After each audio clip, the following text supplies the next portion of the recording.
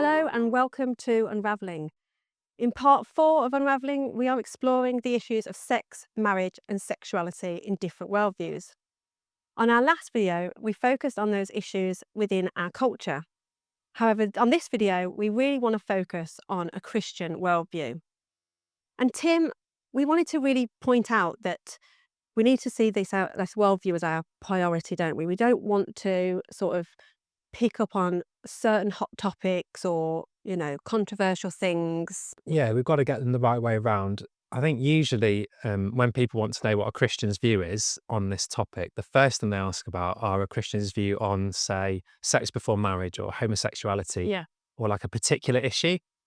But that's actually not very helpful. And what we really need to ask is the big question of, does Christianity have a coherent view of sex and sexuality as a big picture that hangs together, that then you can make sense of particular issues within that? Okay. And so presuming that you do think that it answers those big questions. Yeah, I think it does have a big picture, and the big picture is critical. It's the questions, so what is sex? Hmm. What is its purpose? Why did God create it? Or what is marriage and how did God intend that to work? And it's these questions that are crucial, not only for understanding a Christian worldview and therefore what it's got to say about particular issues, but also for how to live well and to flourish as human beings in this whole area of sex and sexuality and marriage. And in this area, I suppose a lot of people might have the assumption that a Christian view on sex and marriage, or really on sex, would be that it's bad or it's Yeah, wrong yeah. or it's seen as, something dirty, quite Being negative, negative about very negative. Yeah, Yeah. I think you might well be right that a lot of people would think that. Hopefully tonight we'll see that that's by no means the case. Yeah. Um, and with those big questions, when we think of how our culture answers them, like we discussed last time, it answers them through the identity story and the power and oppression story. So sex is whatever you want it to be, and it means whatever you want it to mean. Yeah. And as we talked about last time, that's not actually the reality of our experience, which is part of the clue that maybe our cultural worldviews are misleading us into unreality. But the Christian worldview starts from a totally different foundation, that because we're created by God, sex is also something that's been created by God and therefore is good, Yeah. but therefore also has meaning and purpose and truth that is determined by God and not by us. So I don't get to make the meaning of sex or decide what the truth about sex is. I get to discover what it is. It's a truth that I have to align with, not a truth Hmm. that I'm in control of. Yeah. And in previous videos, we talked about the Christian worldview being about mimesis, not poiesis. Yeah, that's right. Yeah. Okay, I Oh, said good. them right. Good. And so I suppose the question is, how do we discover these things? So tonight the focus is going to be on special revelation. Okay. So what is it that the Bible in particular reveals to us about the truth of these things? Um, but even when approaching the Bible, we have to get a grasp of the big picture of what the Bible reveals, not narrowing down on individual verses only, Hmm. proof texting or taking a narrow view, but trying to say, what is the shape of the whole? How does this all hang together? And when we do that, I think what we find is that every individual verse and every particular issue does find its place and sit well within that bigger picture. And it's also important to say that in what we explore tonight, I'm going to be presenting a view that has been the majority view of the church throughout the ages. So it also coheres with tradition, which Yeah. is the other part of special revelation that we explored if we cast our minds back to part 2 of Yeah. Unravelling. That's great. And we really wanted to pause before we sort of went on into more of the content of tonight, because we wanted to recognise that actually, for many people, discussing the issues of sex, marriage, sexuality can be a really sensitive Yeah, subject. yeah, It can be a subject that's filled with lots of pain for some people, yeah, um, a lot of brokenness. yeah, There may be people that may be divorced yeah, or who are married but are quite unhappy. yeah. Sex may have been an issue for people, or people may be gay. So we really wanted to focus on the fact that we People are know, nervous, yeah, shouldn't they? yeah, Yeah. people might be thinking, what are they going to say? And so it's important to repeat where we finished the last video Mm, probably, which is to say that we're all sexually broken people in one way or another. And the Christian worldview on sex, sexuality, and marriage is not something that's for perfect people. Yeah. And so if you are nervous watching this video, I think our appeal is to just hang on with us through to the end. It can be painful to confront the truth, but as we get towards the end of tonight, we're going to be talking a bit about where this lands in each of our individual lives and the hope that Jesus can offer each one of us. So hang on with us and Yeah. we will get to those things towards the end. Brilliant. So where are we starting tonight? So tonight, where we're going to start is with marriage. Okay. And the reason that we're going to start there is because that's actually where the Bible starts. So the Bible starts with marriage and then talks about sex in that context. Okay. And so we're going to do the same. And as we saw on our last video, our culture's view of marriage is primarily what we call the companionate or the Yeah. romantic view of marriage, where it's about an intense emotional connection with another person. It's about the way we feel about one another, Mhm. which then leads us to a particular kind of relationship.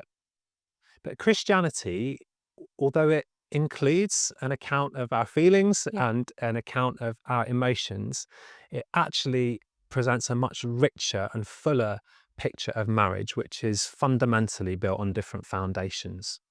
And so I think the way to explore that is to read the first verse about marriage in the Bible that frames it, which is here in Genesis chapter 2, verse 24. It says, "Therefore, a man leaves his father and his mother and clings to his wife, and they both become one flesh." So the context of this verse, these verses come in Genesis, which is the first book of the Bible. And at the start of Genesis, we have two mytho-theological creation accounts, which really focus on origins, Yeah. tell us a lot about God's intentions for his world. And in chapter 2, we're particularly looking at the origins of humanity and the way God has designed humans and what he intends for them. And so in the story, Adam's created. Yep. And then all the animals are brought to Adam and he names them all. But amongst them, there is no suitable companion found for him. And so God then creates Eve, who is like and different to Adam. So she's like him in the way that the animals are unlike him. Yep. So she's an appropriate companion, but she's also different because she's woman and not Yes. man. So she's alike but different.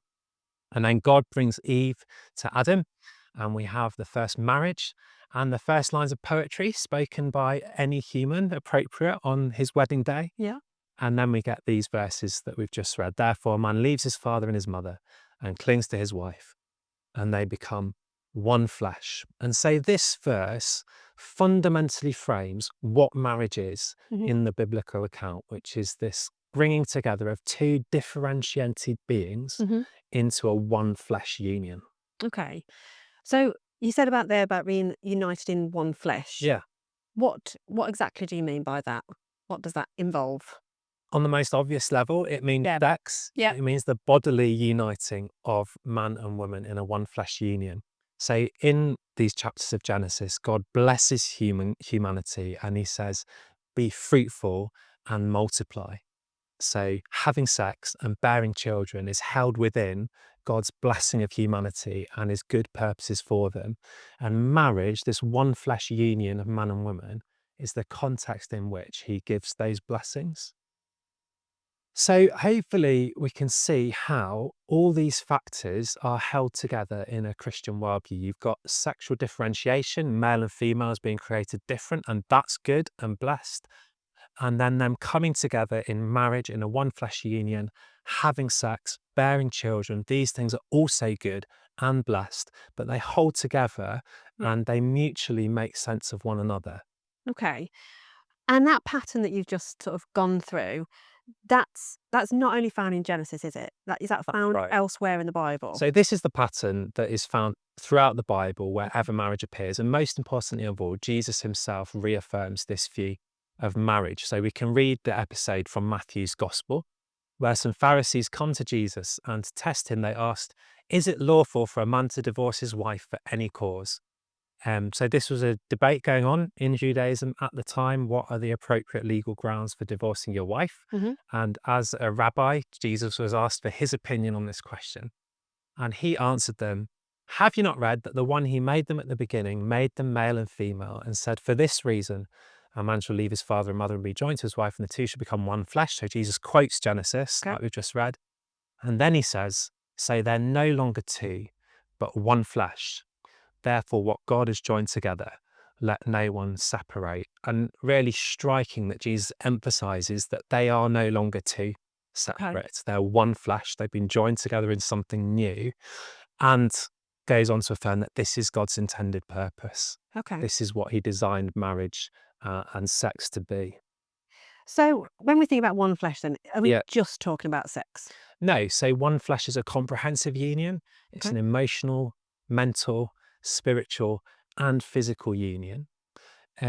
But the physical union is not optional. It's a concrete core part of what it is to be one flesh. This is why sex has always been held as the physical consummation of marriage. This is how Yeah. marriage was consummated, was this physical act of making the one flesh union. And it's probably important to clarify that by union, we're not talking about unison, that we Hmm. just become the same. So it's not that when you become married, you now have to feel and Same think person. exactly the same all the time. Um, Although some marriages seem a little bit like that sometimes, don't they? But it's about union. It's about two different people Yeah. becoming forged into one flesh. And actually, what we find is that the more mature a marriage, where that one flesh union has been more profoundly formed, actually, the freer each of those people are to be their true individual selves. So, union is not unison. Okay. And I guess that being one flesh, that union, that is what makes marriage such a unique relationship, isn't it? Yeah, we have other special relationships, don't we? Close friends, we have parents, some of us have children, we may have siblings, and all of these are special relationships in their own way. But only my spouse is one flesh with me. Yeah. And it's this comprehensive union that gives marriage its unique dimensions. And what would you say those unique dimensions of marriage are? I'd say there's two unique dimensions of marriage. So the first is that marriage is an exclusive union. So because marriage is a one flesh union of two different people becoming one, Hmm.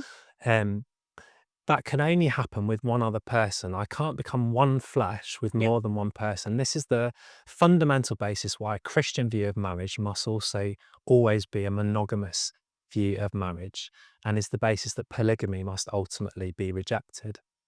However, it's worth reflecting that in our cultural view of marriage, where marriage is about emotional connection and our feelings and such, then I see no reason why polygamy ultimately has to be excluded, because the feelings of intense emotional attraction, of love, these sort of things, I don't see why they cannot be shared by more than two people in the union, more than one person. However, with a Christian view of marriage, this is impossible because of its foundation in a one flesh union. But we do see polygamy in the Bible, don't we? Yeah, we see it described, but we don't see it endorsed. Okay. So monogamy is always the ideal in the Bible, but the Bible's very honest about the fact that we often fail Hmm. to reach ideals, as we'll talk about more later on. The nature of marriage as an exclusive union is one of the ways, though, that differentiates it from every other kind of relationship. So, any other human relationship goes wrong when Yeah. it's treated as exclusive, whereas marriage only works properly if it's treated as exclusive. So, we might think, for example, of friendships. Yeah. You may think of the jealous friend who doesn't really want you to be friends with anyone else as much Hmm. as you're friends with them, and the way that that distorts and twists Yeah. the friendship. So exclusive friendships go wrong. Or we may think of parent-child relationships where if you've got a sort of favoritism and a sort of Yeah. preferred child but has an exclusive Mhm. place, that can bring about damage, or even more damaging when a parent perhaps treats their child as if they were a spouse and lays the kind of emotional weight on the child that should be loaded on a spouse, and the sort of codependency and the trauma that that can lead to. And all of these are just examples of where treating any relationship as exclusive apart from marriage tends to spoil the relationship. Yes. Whereas with marriage, it's essential. And this is why the verse that that we read in Genesis talks about leaving before cleaving. Hmm. So it says, a man will leave his father and mother and will marry his wife.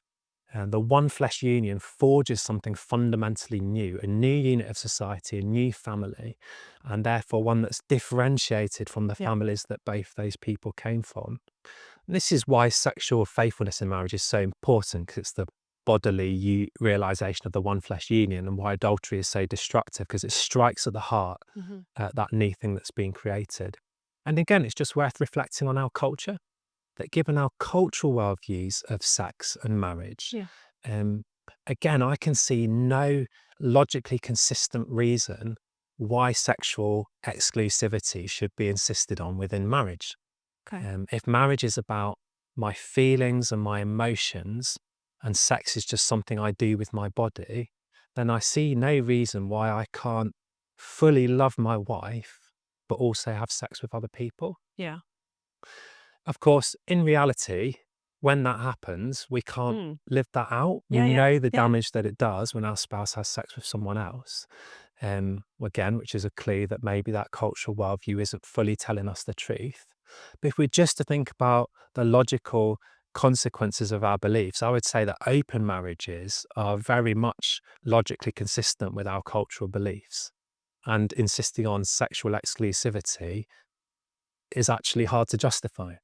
But I think that most people that are married, whether they're Christian or non-Christian, would probably agree that adultery is wrong, though, wouldn't they?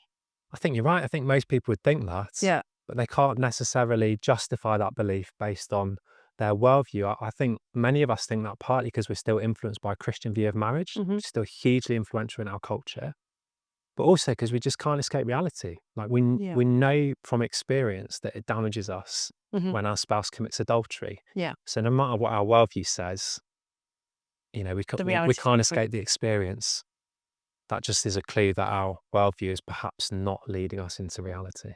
Okay, so you said that there were two unique Yep. dimensions. So we've discovered the first one, that's exclusivity. Yep. What's the second one? So the second unique dimension of marriage is that it is a lifelong union.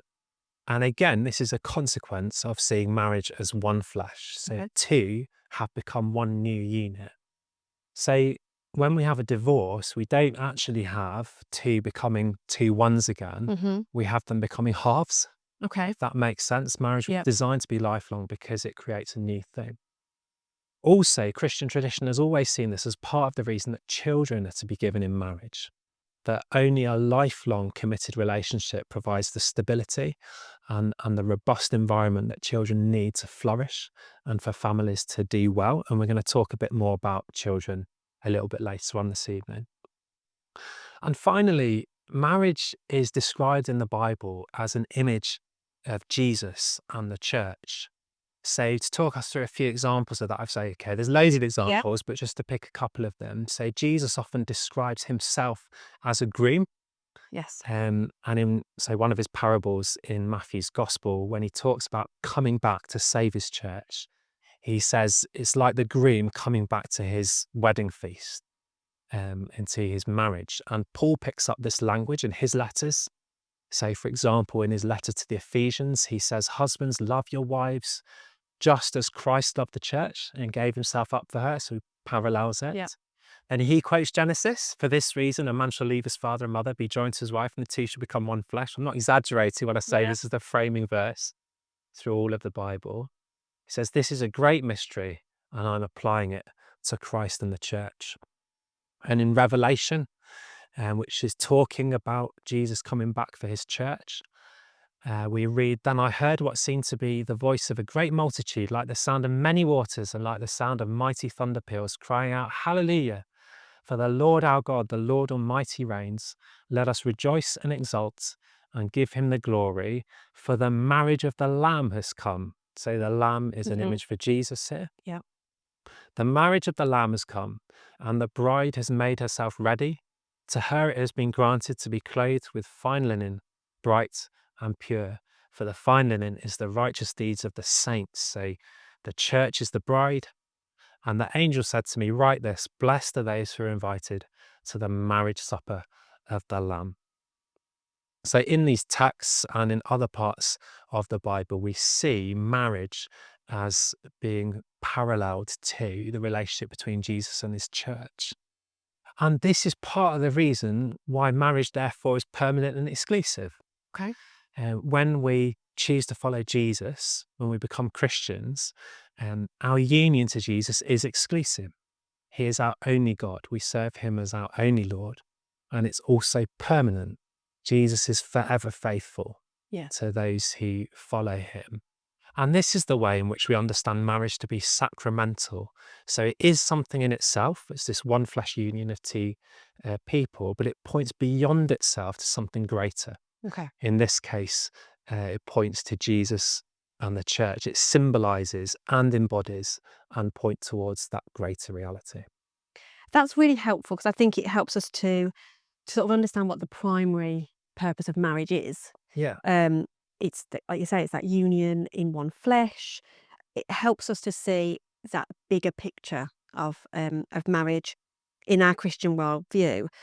But I wanted to ask more specifically about sex Yeah. because whilst you've mentioned it within this context, presumably the Bible has a lot more to say, or the Christian worldview has a lot more to say about sex. Yeah, we haven't addressed sex particularly, so it'd be good to do that. And again, it'd probably be helpful to start by going back to remind ourselves of how our culture sees sex. Okay. And particularly this big question, like Hmm. what is sex for? Yep. What is it? If it's meaningful, what's its meaning? Hmm. What's its purpose?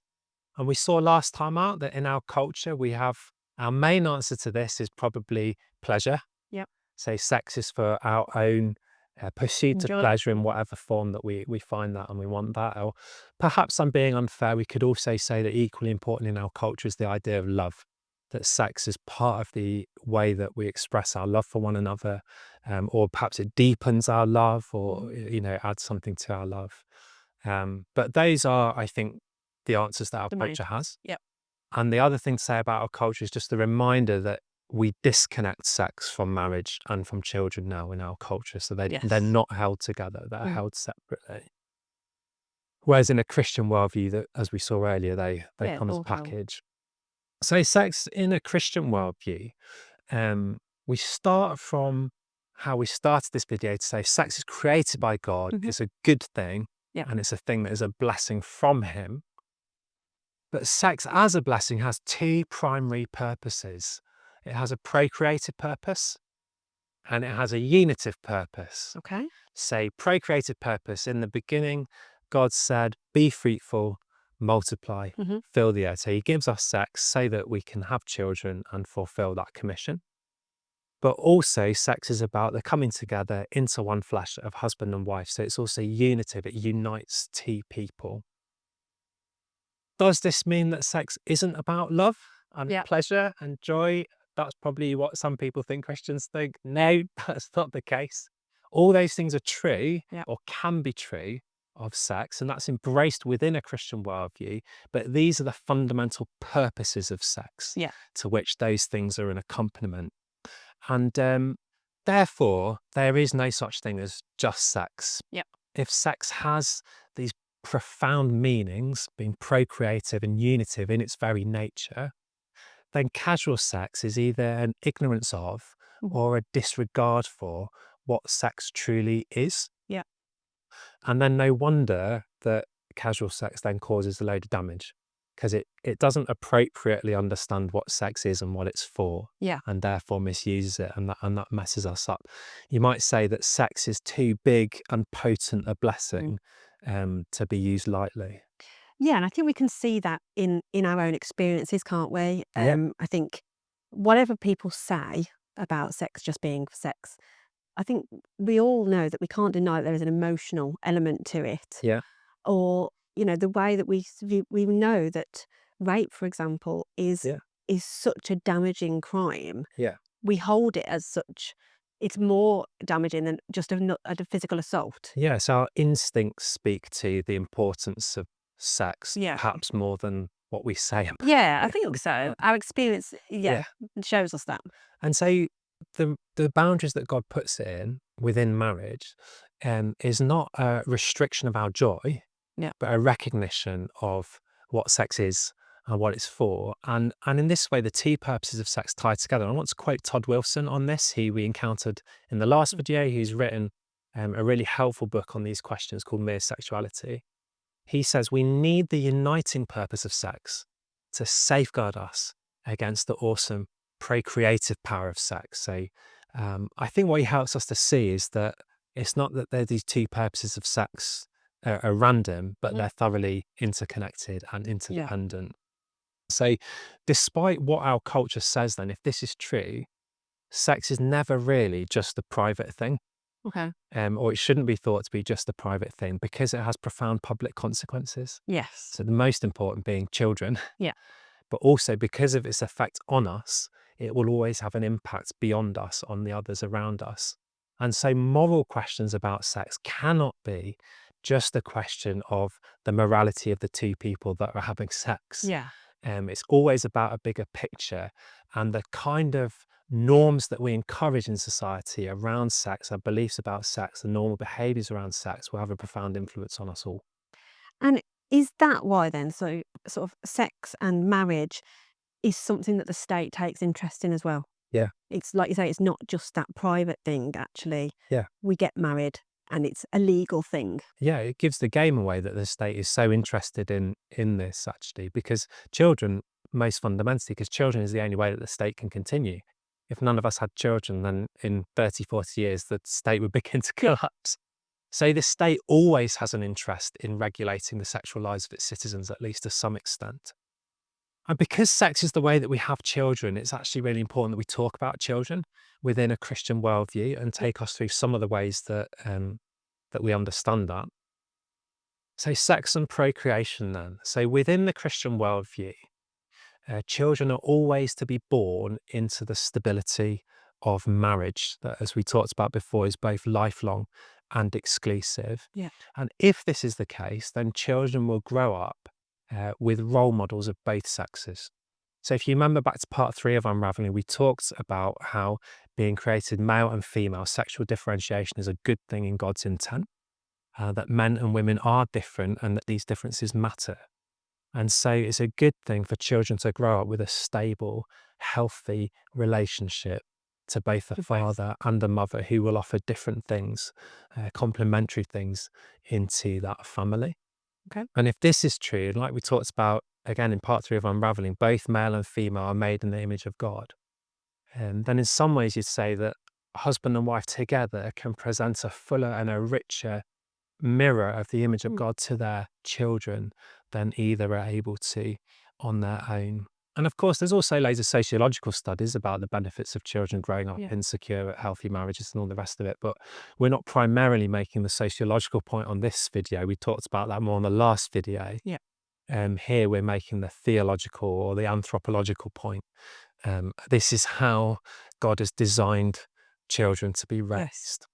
So, Tim, what about in situations where, that there may be people that can't have children, Yeah. or there's situations where people are from broken homes and they don't grow up in that stability, but then they seem to turn out quite well, or, people might have Parents parents that die die. There's lots of sometimes. different circumstances people grow up in.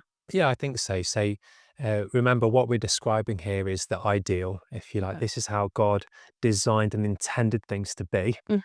But as we've talked about through Unravelling, we don't live in the world of the ideal. Yeah. We live in a fallen world where things often don't work out as God intends. So, we're going to come back towards the end of our video. What do we do when life's not like this? And Yes. but it's important still to understand that this was God's intended design. Okay. This were how things were meant to be, because that orientates us as we'll talk a little bit about in a bit. And hopefully we can see, just through going through this, that again, how all these things are held together Yeah. in the Christian worldview, this sexual differentiation, male and female, marriage as one flesh, having sex, bearing children, that this is cohesive, it's coherent. Mm. This makes sense of each part Yes. in the holding together of all of them as a whole. And this is then reflected in the Christian marriage service. Okay. So the words may be familiar if you've been Yeah. to a few weddings, but I hope they may have a renewed significance now we've been through Hmm. that theology, if you like. Yeah. So in the wedding service, what is said is marriage is a gift of God in creation, through which husband and wife may know the grace of God. It is given that as man and woman grow together in love and trust, they should be united with one another in heart, body and mind as Christ is united with his bride, the church. The gift of marriage brings husband and wife together in the delight and tenderness of sexual union and joyful commitment to the end of their lives. It is given as the foundation of family life, in which children are born and nurtured, and in which each member of the family, in good times and in bad, may find strength, companionship, and comfort, and grow to maturity in love. Marriage is a way of life made holy by God and blessed by the presence of our Lord Jesus Christ, with those celebrating a wedding at Cana in Galilee. Marriage is a sign of unity and loyalty, which all should uphold and honour. It enriches society and strengthens community. No one should enter into it lightly or selfishly, but reverently and responsibly in the sight of Almighty God. And then as the marriage service goes on and the couple makes their vows, one of the vows that they make is that, forsaking all others, they should be faithful to their spouse as long as ye both shall live. I think it's really helpful going through that, actually, because we can see that the marriage service isn't just nice words, is it? No, It actually goes through everything you've just spoken about. yeah, it expresses the last 20 minutes Yeah, in 2 minutes, because it's direct. isn't it? But it does capture our theology really, really well. That's right. So, are we ready now to move on to the implications?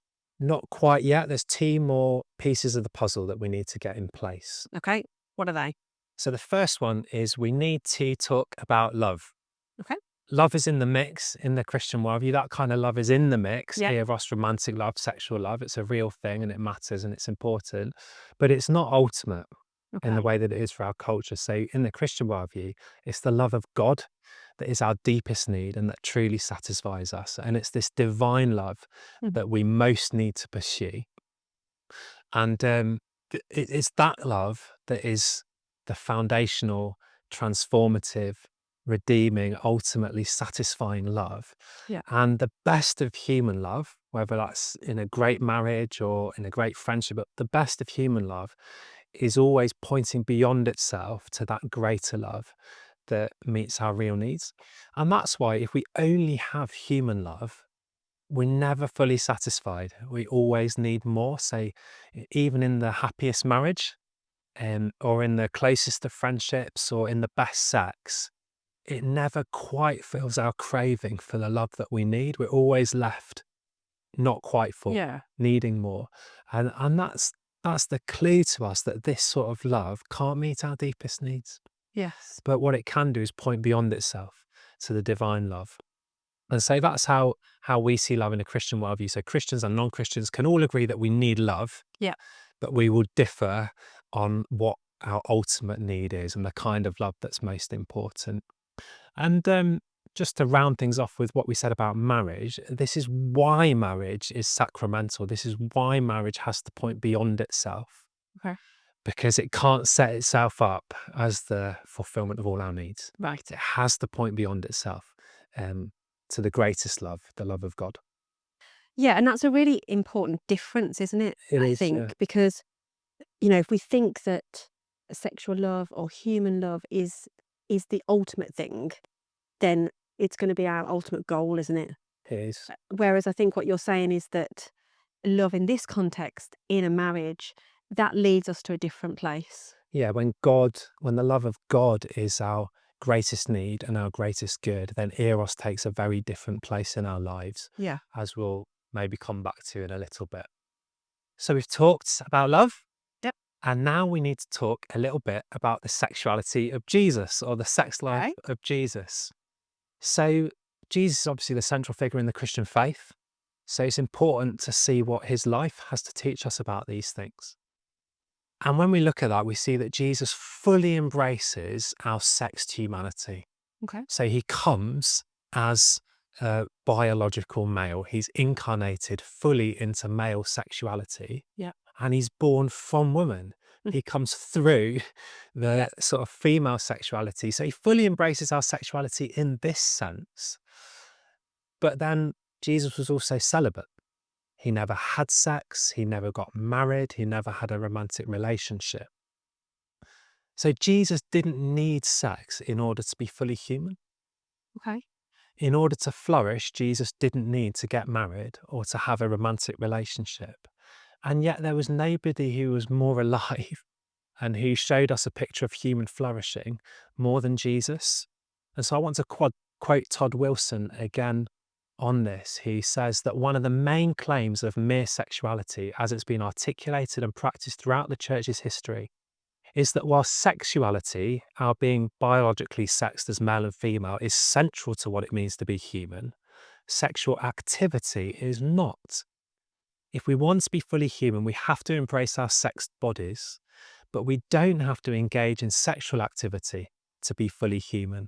The life of the Son of God makes that perfectly clear. I mean, this has always been the Christian's claim, is that Jesus shows us what it is to live a fully human life. Yeah. And so if we want to say that you need to have sex in order to flourish, then we also have to say that Jesus didn't live a fully flourishing human life, that Jesus lived a less than satisfying human life. And it's because of this truth that we don't need to have sex, we don't need to be Mhm. married, that in the Christian worldview, we honour both the call to marriage, Yeah. but also the call to celibacy or to Yeah. abstinence. Some people prefer to use the term abstinence as a equally valid call into the life that God has for us. So, Yeah.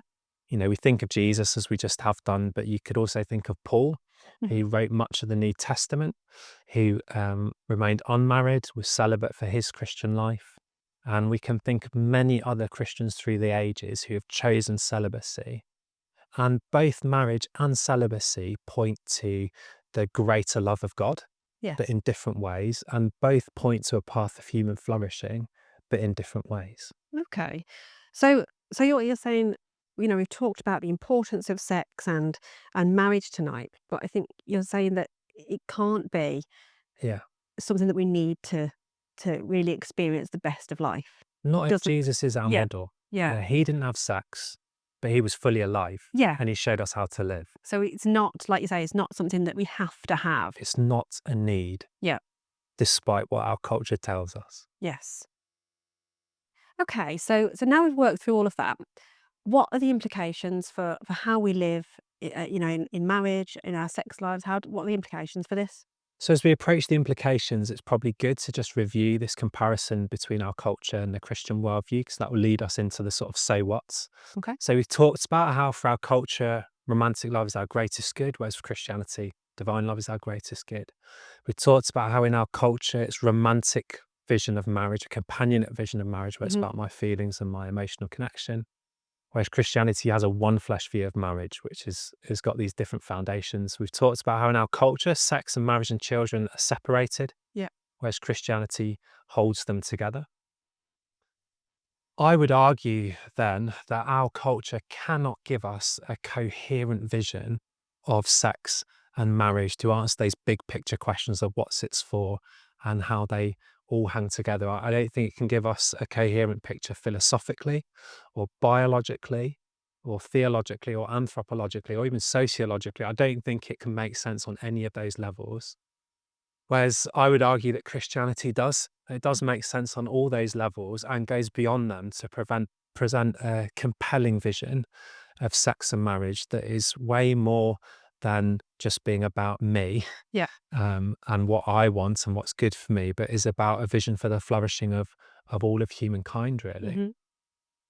And another thing we've constantly made reference to is that our culture both undervalues and overvalues sex. So it undervalues it in that it's just sex, it's just something you do with your body, it's cheap, etc. But then overvalues it as well as the thing that you most need, and that is Yes. in fulfilling these things that you'll be truly happy. Whereas because Christianity doesn't make eros ultimate, because the love of God is ultimate, it allows sex to take its right place, Yeah. where it's definitely not nothing. Hmm. Sex is about something we do with our body and our soul. It's unitive and procreative. It needs Yeah. to be taken Yeah. seriously, but it's not everything. It's not the fulfillment of Not the your thing we need deepest to need and search for, and desires. Absolutely. So it takes its right place in the big picture of the whole. And so I think for those of us who have to live in this culture, what Christianity offers then is it offers us three things, I think. okay. It offers us a kingdom of beauty to live for, So, in the midst of the brokenness that comes from the way we see sex in our culture, Christianity paints a different picture. Yeah. It says, no, this is what it's meant to be like. This is how it all hangs together. And that's a beautiful vision um, that can draw us on. And if that's so, it can set us free from the slavery that we experience when sex is our God. Like Yeah. if sex is our God or romantic relationships are where all our hope is, because those things can't deliver Yeah. on that level, they just It imprison us, trapped they us. enslave us to them, and sometimes in a really vicious circle where they don't satisfy, so we go harder at them, Hmm. Hmm. and we find ourselves enslaved to these things, whereas Christianity offers a freedom from all of that and says, "No, no, no." Like, this is Yeah. Yeah. how you meet those needs so sex can take its rightful place. And in doing so, it offers us a lover who can actually satisfy, not in just these immediate short-term hits, Yeah. but in the long-term profound needs of our soul. And I think that gives us it's a really clear contrast, isn't it? That I difference hope so. of the Christian worldview is very different Yeah, and very hopeful, yeah, which is wonderful. And it's no surprise then that Christian sexual morality is different yeah. to what we see in our culture. Yeah, as we've said many times, our behavior flows out of our beliefs. Yeah. So if we have a different worldview with a different set of beliefs, then clear moral guidance does emerge. So if sex is unitive and it's procreative, then therefore that requires both sexual faithfulness within marriage and sexual abstinence outside of marriage. Both of those honor what sex is and the way that God has designed it to work.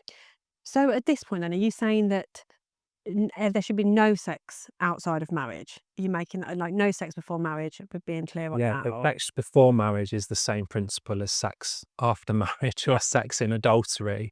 Marriage is the only place um, where sex is able to fulfill its fundamental purposes. So, sexual faithfulness within marriage, sexual abstinence outside of marriage, and all other like particular moral questions will find their place in that basic logic Okay. and the picture of the whole. But it's important, so often when we ask these questions, they can be phrased in terms of, yeah, but am I allowed to do this? Yeah. And am I allowed to do that? As if it's a matter of what we can get away with, and that would mishit all that I've been trying to say. Yeah. That this is God's vision for our flourishing. This is the way He's intended us to live. This is in our best interest. So really, the question shouldn't be, is this allowed? Is that not allowed? But what am I doing? If I do this, what am I fundamentally doing in this act? And does that make sense with what sex is and the way that God's designed it to work? Because He's designed this for our good Yeah. and for our flourishing. I hope that makes Yeah, that makes sense. sense. And I understand that, Yeah. but I am going to ask one other question. Okay. Okay. A particular one. A particular one. Okay. So we've talked about marriage being between a husband and a wife. Yeah. But what do we think about gay marriage? Yeah. What does that mean for people with same sex attraction? Yeah, that's a really important question to raise. There are many gay people and, of course, many gay Christians. So, what does all that I've presented tonight have to say to them? Yeah. And because that's such an important issue, I should say at this point that we are going to create 2 other videos that address that issue in much more depth. So, I'm going to give a basic answer now, Okay. but all the questions that arise from that basic answer, we're going to tackle in separate videos. Is that okay? That's fine. So what is the basic answer then? So, the basic answer is that because marriage is about differentiated humanity becoming one flesh, male and female becoming one flesh, if you remember, marriage and differentiated humanity and sex and children are all held together in the Christian worldview, then our understanding of marriage is that it is between men and women. And so, whatever our culture says and whatever our law allows, a gay marriage is not a marriage in the terms in which I've explained on this video. Okay. And what about gay sex? Again, as we saw earlier, the Christian sexual ethic demands sexual faithfulness within marriage Yeah. and sexual abstinence outside of marriage. And that plays out here as well. Okay. That because marriage is defined as being between a man and a woman, any sexual activity outside of that is not morally good sex. It's not sex in the way that God intends it. And that includes gay sex as well. Okay, so that is a very different view Yeah, from our culture, really different. but also even quite a few Christians would disagree with you Yeah, on this. And I think people might find that that feels maybe quite harsh yeah, or unfair. yeah, And I guess it begs the question of, why has God created people with these feelings then yeah. if gay marriage and gay sex is not permitted in this worldview? Yeah, it's a whole host of questions arise, don't they? And because they're such important questions, we just can't tackle them on this video tonight. We are going to do those two separate videos, and one of those is actually going to be with a gay Christian Okay. who can speak much better into these issues than I can. And the other will be with somebody who can help us to address the sort of reasons that Christians disagree on this and maybe dig into what the Bible says and in the few times that it does actually address gay sex specifically. So, if this is a really important issue for you and you're watching this, then I'll just encourage you to make sure that you watch those videos as well, where we've got the time to address those really important and really valid questions. Okay, that's great. And I want to just ask one more question before we move on. So earlier on, you distinguished between what is legal and what's moral. Yeah. Can you just expand on that a little bit for me? Yeah, so what's the law, what's legal is decided by our government and the judiciary. But for Christians, at least, what's moral is defined by God. Okay. But in our culture, we live under the identity story and the power and the oppression story, where morality is defined by me, Yeah. my thoughts, my feelings. And therefore, there isn't a common morality that we can say is true for everyone and that we can all agree on. So, in a community like ours, with that worldview, the only shared boundary we've got is not what's moral, 'cause Yeah. that's different for each of us, Yeah. but what's legal. And the way that we can see that playing out is that whenever, say, a public figure is caught doing something they perhaps shouldn't do, Mm. we don't tend to ask, is what they've been doing moral or immoral? Is it right or wrong? We tend to ask, is it legal? Okay. Have they Yeah, that's true. broken the law? That's what we have. Even even though we struggle to justify, I mean, you could ask why is it immoral to break the law? But that is our boundary, and us losing a shared moral boundary and only having legality is part of the reason why our culture is unraveling in many ways that we're talking about in Unravelling. Okay, so finally, then we've sort of talked about we've covered the worldview implications and the moral implications, but we do want to spend some time focusing on the personal implications of this as well. Yeah, if we want to follow Jesus, Yeah. then this all has massive implications for the way that we're to live Mm. and for human flourishing. But my expectation will be that as we go through it, it might be that part of us is really drawn to this and find it compelling. But there'll be another part of us that's really aware of our own brokenness. Yeah. And as we talked about at the start, maybe our own sexual brokenness, our own relational brokenness. Um, for example, we might be thinking about our own need for love. Yeah. Um, and the struggle with the ways that that's unmet in our life at the moment, where we feel empty or we feel those cravings for a love that we don't have. We may think about our sexual experiences that have been difficult or painful or have left us feeling empty or shameful, or where we've hurt others perhaps or been hurt ourselves. We may think of our frustrations with our own sexuality Yeah. and the ways that that messes up our lives or makes things difficult for us. We perhaps unwanted sexual thoughts and feelings that we struggle with. We may think of our loneliness. Perhaps we've always wanted to be married, but Mhm. never have been. Yeah. And we feel the pain of the loneliness associated with that. Or maybe we have got married, but we're lonely in our marriage, Yeah. which is a not uncommon phenomenon either. Or maybe we've experienced failure in our marriage, divorce perhaps, or adultery, or marital breakdown in some form. Or maybe we live in a sexless marriage where we're still married to the person and together in some ways, but we don't experience the physical dimension of the one flesh union.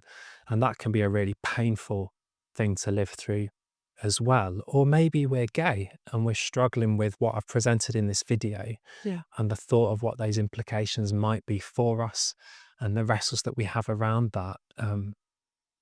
I would guess that there is nobody who's not affected by sexual brokenness in one or a number of those ways. All of us are, I think. Yeah. I talked on the last video about how some of that's played out in my life. And when I look at God's design for these things, when I look at the ideal, Hmm. it's beautiful Yeah. and I'm drawn towards it. And um, there's something I deeply desire about it. But I also very much feel my own failures and shame and my not being like that. Yeah. Yeah. And that not having played out perfectly in my life. I think, for example, of the way that I so often think about sex in really unhealthy and damaging ways that are far more to do with the way culture's teaching me to think than Yeah. the way that God's teaching me to think about sex and that we've explored here. Hmm. Yeah. So, I mean, if we're all sexually broken, like you and me included, Yeah. what does this Christian worldview mean for us? So the implications for each of us personally are basically twofold. Okay. So first of all, this gives us a vision to live for. This picture, it's meant to compel us. It's Hmm. meant to show us a better path. And in some ways, then it serves to orientate us. So no matter where we are and where we've been, it is possible for us to change our thoughts and our vision of what's good and our behavior and to come more into line with how God's created us to live for our human flourishing. Um, so this vision is meant to do that for us. It's meant Yeah. to give us a way to live that we can move towards. But in doing so, the other implication is the recognition that all of us are going to need God's help to do this. Yeah. All of us are going to need his hope, his healing, his forgiveness, his grace, and his power to live differently. And the good news is that us as sexually broken people are exactly the kind of people that Jesus came for to offer us his hope Yeah. and his help Absolutely. and his power. And we can see that in Mark's gospel. And I would like to read a little bit of that for us tonight. That when Jesus sat at dinner in Levi's house, many tax collectors and sinners were also sitting with Jesus and his disciples, for there were many who followed him. And when the scribes of the Pharisees saw that he was eating with sinners and tax collectors, they said to his disciples, "Why does he eat with tax collectors and sinners?" And when Jesus heard this, he said to them, "Those who are well have no need of a physician, but those who are sick. I have not come to call the righteous, but sinners." So Jesus came for the sick and not Yeah. for the healthy. This is a bit of the Bible that we need to read and reread and reflect on and take hope from, that he came for those of us that have messed up. Yeah. He came for those of us who have not fulfilled the vision of what sex is meant to be and how we're meant to live. And I think this is the path to true healing. It's no good in the end denying the truth Yeah. because we perhaps don't want to make people feel uncomfortable, or we want to save people from a level of shame perhaps or embarrassment. In the end, to deny the truth loves no one and helps no one. But the path to healing is to say, yes, this is what's true, Yeah. this is what's good, and this is what's beautiful. And yes, I am not there. Okay. I haven't done that, or I'm not like that. But rather than denying the truth, it's then saying, yes, I need Jesus.